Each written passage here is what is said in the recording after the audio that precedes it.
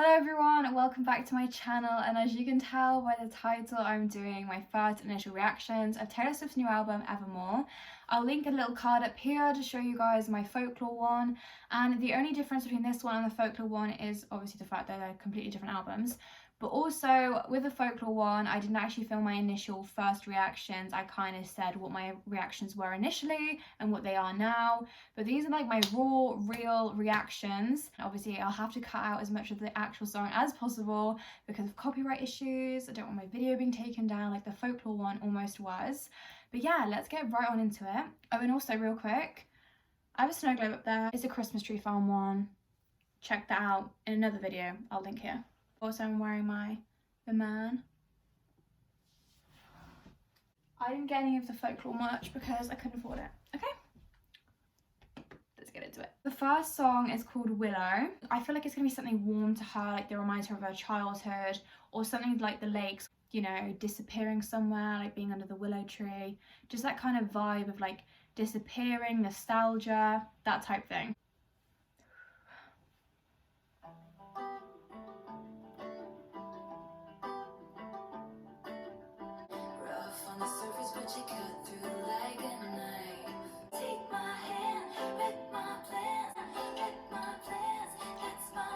It's so fun.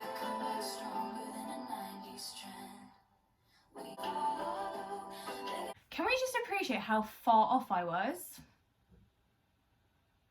I'm so bad at these predictions, like, I'm just so bad at them. I wasn't expecting any of that.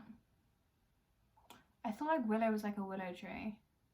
She said something about the tree like leaning towards him. I'm gonna watch the music video and see if the music video is like communicating anything. Wait. Okay, I've started the video. She is in her cardigan. It's starting with what cardigan finished with. So cardigan and willow are connected. But then cardigan was so sad and willow seems to be like, come over and wreck my plans. She's holding gold string. Wait, okay. Gold string, invisible string. You guys know the gist. So is she saying that the string led her to Joe and the song's about him? I thought Cardigan was a fake story, like with the love triangle. Because there was August, Cardigan and Betty. I thought they were like a love triangle, so I didn't think Cardigan was really connected to Taylor Swift, apart from like, you know, she can obviously relate to these characters. So that's interesting that the video, it finishes from Cardigan and it starts and she's holding the golden invisible string. Is that leading her to Joe? I think it was about her and Joe. That's the vibe I'm getting at. I noticed with Cardigan, like, even though it was interpreted as one of the love triangle songs, I felt like the music video kind of represented her journey through music. This string of everything she's been through, and the string kind of ends at him and they leave together hand in hand. They leave the cabin. There is so much to unpack. Next up, we've got Champagne Problems, and we've got an explicit warning here. We love to see it.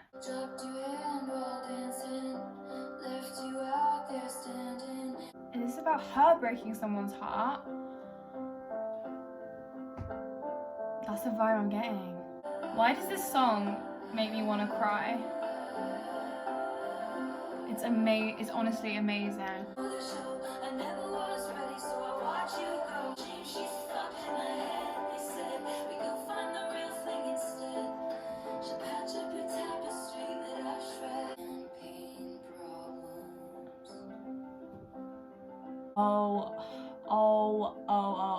Oh my god.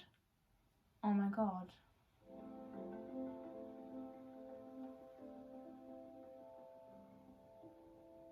Why do I feel like I need a break? I've only listened to Willow and Champagne Problems. It says that Champagne Problems details the story of a woman who shocks her fiancé and their loved ones by turning down a marriage proposal and leaving them hanging. That is definitely what I got from that. The protagonist seems to have a history of mental illness, which the town subsequently stigmatizes in their gossip about the failed proposal. Taylor's been quite transparent about her mental health struggles herself. I definitely don't feel good all the time, and I don't think anybody does. There have been times when I needed to take years off because I just felt exhausted. I felt like really low or bad.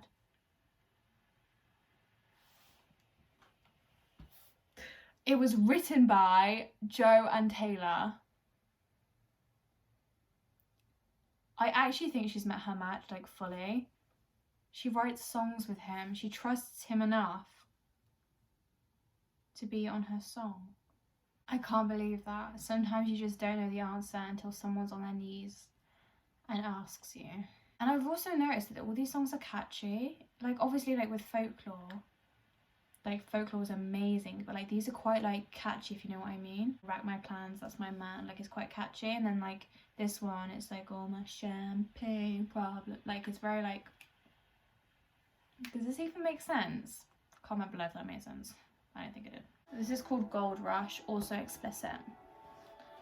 What else could she say?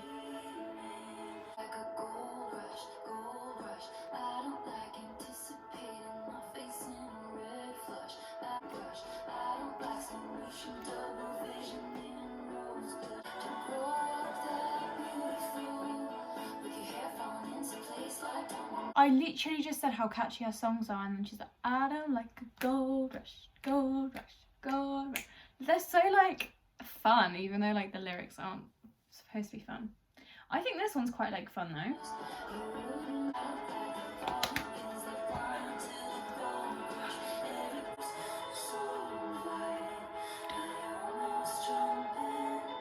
Her voice is so beautiful. Like, I've loved Taylor's voice throughout all the eras, but, like, this is supreme. Like, this is, like, with folklore, I was like, how can this get any better?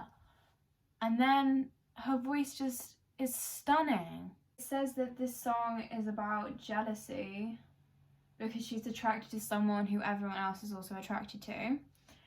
And because of this, she has to stop picturing her life with them. It's about daydreaming about someone, then snapping out of it. She's catching herself getting the idea of this person stuck in her head. It just reminds me of, like, you know, that time where you have a crush on someone and, like, you just keep picturing you and them together, but you know that you're never going to have that chance because everyone, like, likes them, whatever.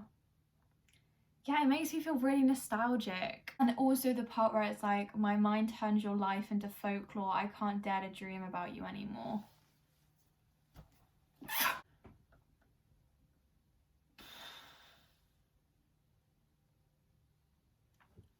Come on, come on, come on, Jaylan, you're literally on the third song.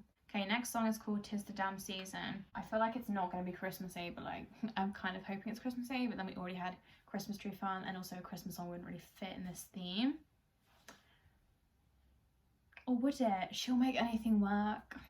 If I wanted to know who you were hanging with while I was gone, I would have asked you. It's the kind of cold, call me babe for the weekend. 'Tis the damn season, just for old time's sake. To LA and my so-called friends who write books about me if I ever make it. I wrote that one of the storylines in Evermore was about Dorothea.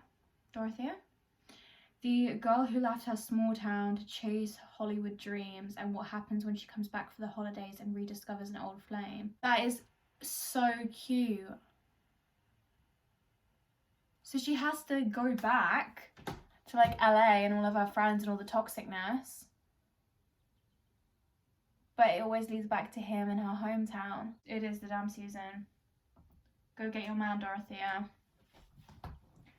I mean, I know it's not that deep, but, like, if it always leads back to him in her hometown, don't go out there chasing your Hollywood dreams. Just stay at home. Stay at home. Be with your man. Number 5 is called Tolerate It, and it's also got an explicit thing, so I'm really excited about that one because it's like Tolerate It. I just realized I haven't done predictions for any of these songs. Maybe it's like a part 2 to, like, the Scooter situation, Suit and Scott stuff, because it's a bit like, it's almost like she's being told to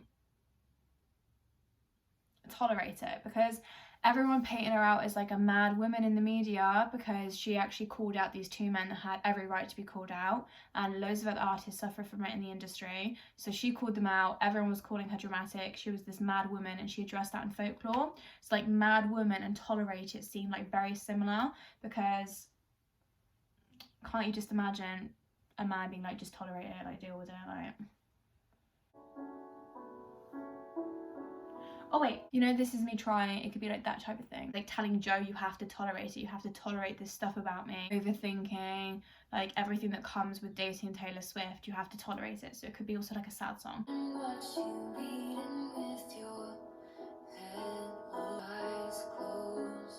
Why did she... Can I just say, there are so many Taylor Swift songs where she talks about watching him sleep. And if you guys ever seen the memes about it, it's so funny.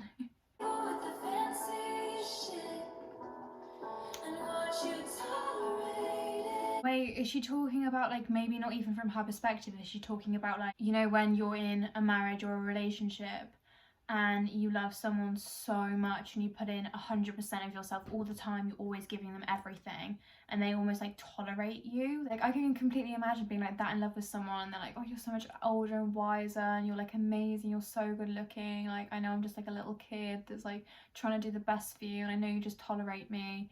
I can like imagine having that almost like obsession and admiration for your partner to the point that you're not really like thinking clearly or respecting yourself in the relationship, and thinking, why am I doing this for him when he would never do it for me? Now I'm begging for footnotes in the story of your life, drawing hearts in the Bible. Okay, this is so good. She's like, mate, I look at you like you're the freaking sky, but you wanna... And then she's like, I'm begging for footnotes of your life. She's literally begging for the bare minimum. This was not what I was expecting. Yeah, it was everything I wanted. Next up, we have No Body, No Crime, which I'm really excited about, and it's so funny because this whole conspiracy on TikTok that Taylor and Harry Styles hid a body together. Don't even ask, I don't believe it, but it's just funny. So when people were like, oh my god, our theory is true, no body, no crime. No body, no crime. I kind of thought like, you know, this whole thing about women not having control over their bodies. No, I think that's a bit of a stretch. Like she can't really be talking about that in this song, really.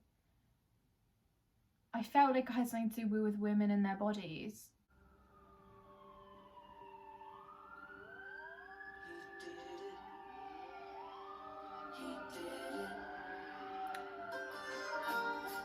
Maybe it is about a body and a crime then.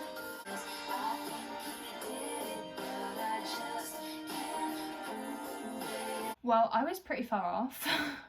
Did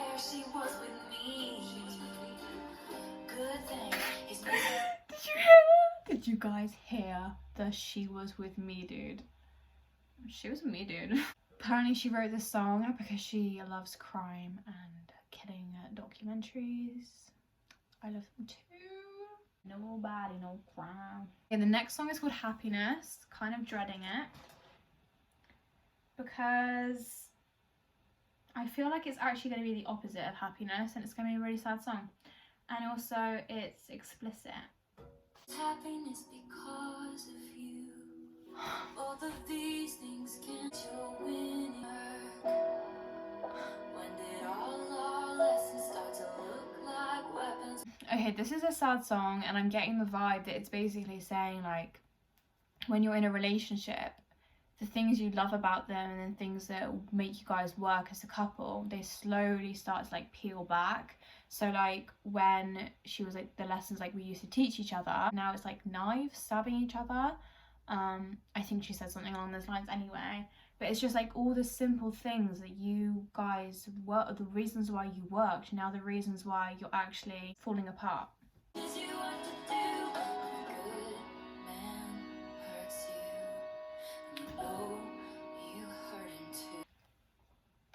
No one teaches you what to do when a good man hurts you and you hurt him too. This is so sad, because like when relationships fall apart and you know that he's good, you know that you're good, and you just don't know why it's not working, and no one tells you what to do when it just doesn't work anymore. I think these have Great Gatsby references because she mentioned a beautiful fall being next to him. If you know Gatsby, you know Gatsby.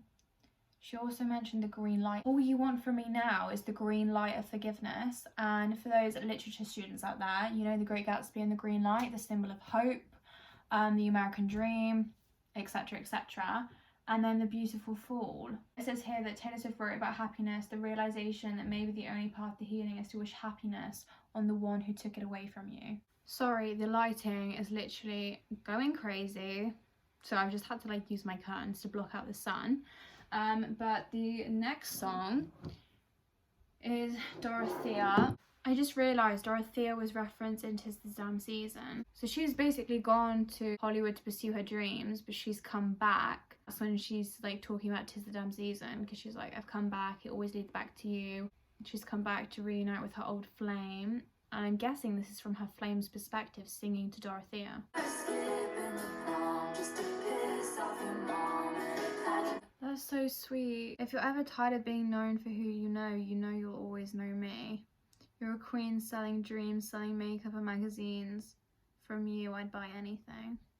Taylor said Dorothea is a girl who left her small town to chase down Hollywood dreams. There's not a direct continuation of the Betty, James, August storyline, but in my mind, Dorothea went to the same school as Betty, James and Inez. You'll meet her soon. Next song is Coney Island. Maybe escaping. The question pounds my head. I forgot it said featuring. Oh my god, that has scared me so much. I haven't really been commentating on the song because I've been so like, lost in it. And then I just... Right. Sorry for not winning you an arcade ring. Oh. Okay, that song was very intense and I feel like I don't want to process it wrong. I felt like it was similar to Happiness maybe. Like that song. Just that you're both like kind of losing yourselves. And like you're both kind of sitting there wondering where it went wrong. And it says like for the part where it says if I can't relate to you anymore, then who am I related to? It says like Taylor explores the phenomenon of being so consumed in the relationship to the point of losing your own identity and feeling hollow after the relationship ends. It says that Coney Island seems to be about romance nearing its end as she sings in one section, break my soul into looking for you, but you're right here, if I can't relate to you anymore, then who am I related to? And then did I close my fist around something delicate? Did I shatter you? Some people have like obviously referenced it to Delicate, like holding something delicate, and in the song Delicate and Reputation she kept talking about like you know, is she moving too fast, like is it okay that she's allowed to say that she likes him because it's delicate like what they have. And also I noticed when he sings when I got in the accident, the sight that flashed before me was your face, and that's a reference to Out of the Woods, you know, the song she sings about Harry Styles. What is clear, the track is about someone from Swift's past, perhaps Harry Styles for Out of the Woods. But then I'm also not very sure because I feel like she wouldn't be writing about her exes when she's so happy with Joe. But maybe she definitely like drew from those experiences, if that makes sense. The Harry Styles like Out of the Woods reference, like in Out of the Woods she was talking about like how much anxiety she felt during their relationship and how everything felt very fragile and so easy to break. She was never sure of where they stood in their relationship and everything was so fragile. And maybe she's just singing about the fragility of the relationship, of like everything they used to be, and she's like, what went wrong? Like, you know, when you're just not supposed to be together and it just doesn't work anymore and it doesn't feel the same, but you have no idea where it went wrong because there's not like a specific moment, but you're both just as confused as each other. You just know it's not right and it's not working. Next up we have Ivy. I'm not really sure where this is gonna go. When I think of Ivy, I think of like poisonous ivy. So I don't know if it'll have like any connotations to do with that, but let's find out. And now I'm covered in you. It sounds like she's met someone and she can't help but the fact that they've basically just like fit into her life, like covered her and just like taken over her life in a way.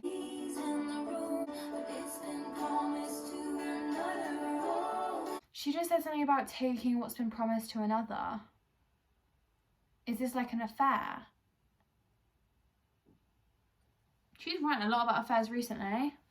Is everything okay at home? I guess this could kind of link to what I was saying, because poisonous ivy, like, it makes you really itchy and it's just like on you and you can't like get it off. If this is about an affair, it's like this guy's just come along and she can't like shake him off, like he's got under her skin and she can't shake him. Okay, so with the lyrics it says, my pain fits in the palm of your freezing hand, taking mine, but it's been promised to another. And they've basically confirmed on Genius that it's addressing the fact that this married woman has fallen in love with a person who is not her husband, leading to an affair. Okay, next one is Cowboy Like Me.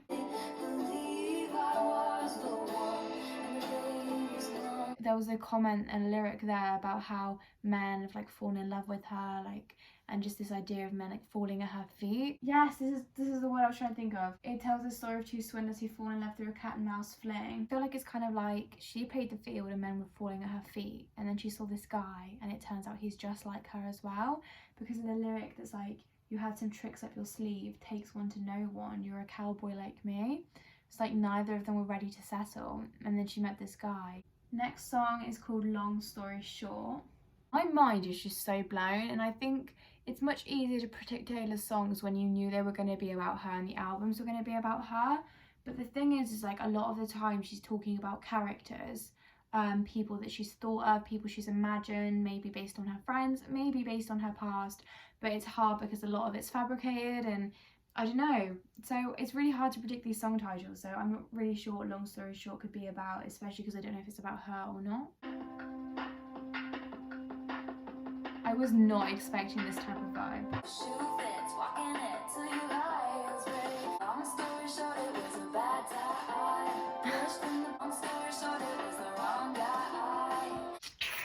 Okay, I have a feeling this is basically her being like, because you read all these articles about her and you read all this stuff about her and she's just like, long story short, I had a shit day, I had a shit time, kissed a load of frogs, they were all at my prince, and now it's you, and now it's all about you. It's like she's catching Joe up. She's like, long story short, this is my life in a song, but it's all about you now. I'm all about your life. At the golden gates they once held the keys to. Wait, golden gates?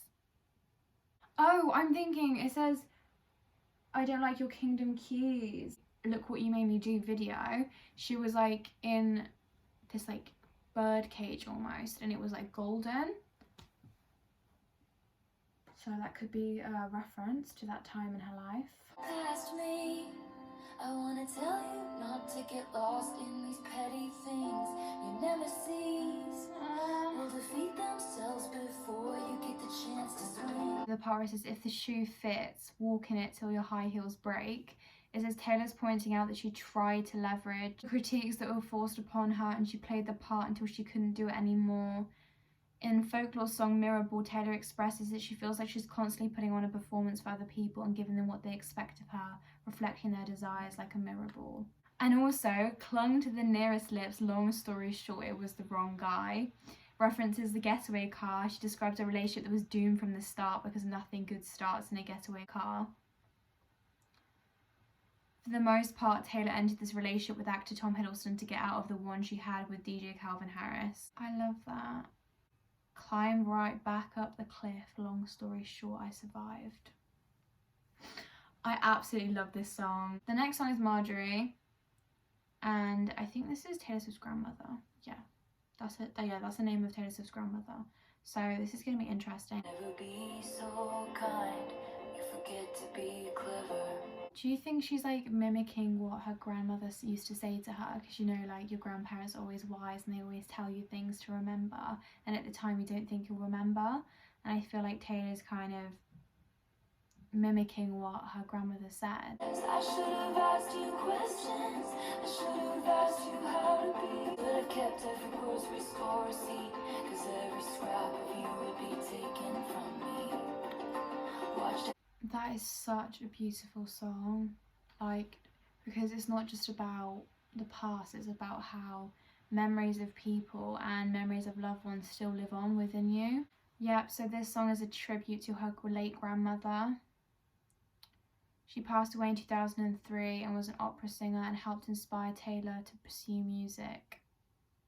in the album notes, she's credited with background vocals. I'm not really sure what closure will be, because I think it would be about, you know, the situation with 2016. Maybe actually, yeah, maybe the closure from finding out that Taylor Swift wasn't lying. Idiots. I'm fine with my spite and my tears and my beers and my candles. Yes, candles. I just want to say, like, I was going to say it's about the scooter and Scott's situation, but I'm not sure it is, because there doesn't seem to be any closure there. Oh, I love this. Wow. The background is so interesting. I wonder why it's so like chunky and like disorientated. Maybe it's because she said, I don't need you to smooth it over, and that's why the background sound like sounds sounds so disjointed. I've just searched it, and apparently like I'm completely wrong, and it's nothing to do with Taylor.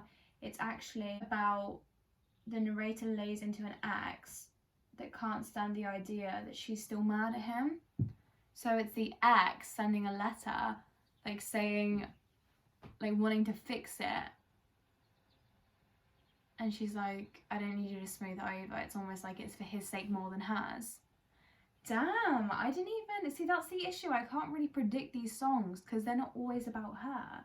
We're at the final song, guys. There are 2 bonus songs, but I don't have the physical edition. This song features Bon Iver, and the one on Folklore, Exile, was one of my favourites. It cut really deep, so I'm kind of concerned this is the final song. It's 5 minutes long, and it features him, and it's Evermore. The song title is the title of the album. Pain would be for evermore. Cannot think of all the cost. The change up. Why are there so many seconds of silence at the end? Maybe that means something. It says here that she wrote Evermore with her boyfriend. It says that the closing track tracks the narrator's journey from a seemingly unending period of deep depression and hurt to a place of hope. Like Happiness, Evermore deals strongly with themes of mental health, though this track lays out a more linear path towards healing. So it must be the idea that she thought like the pain was never going to end. She thought it was going to last forevermore. Well, that was intense, and as you can tell by the lighting, I've been here for a very long time. Those are my first impressions. I'm going to go away and learn a lot more about the album, about the songs, about the Easter eggs, you know, all the things us Swifties have to do, and I'm going to just keep listening to the album, just keep listening over and over again. I feel like I need to process it all over again, because initial reactions, especially when you're listening to Taylor Swift albums, is so intense because there's so much to interpret and it's so poetic and there's so much to think about. My brain just feels mashed, but I'll love you and leave you. Thank you so much for watching another very lengthy video about Taylor Swift. I know it's very niche. I'm not really sure which subscribers of mine actually care to hear about my reactions, but I know some of you enjoyed the Folklore one last time, so I wanted to do it again for Evermore. I will see you guys all very, very soon. I hope you enjoyed today's video, and please leave your thoughts and opinions down in the comment section below, and I will see you all very, very soon for more Christmas videos.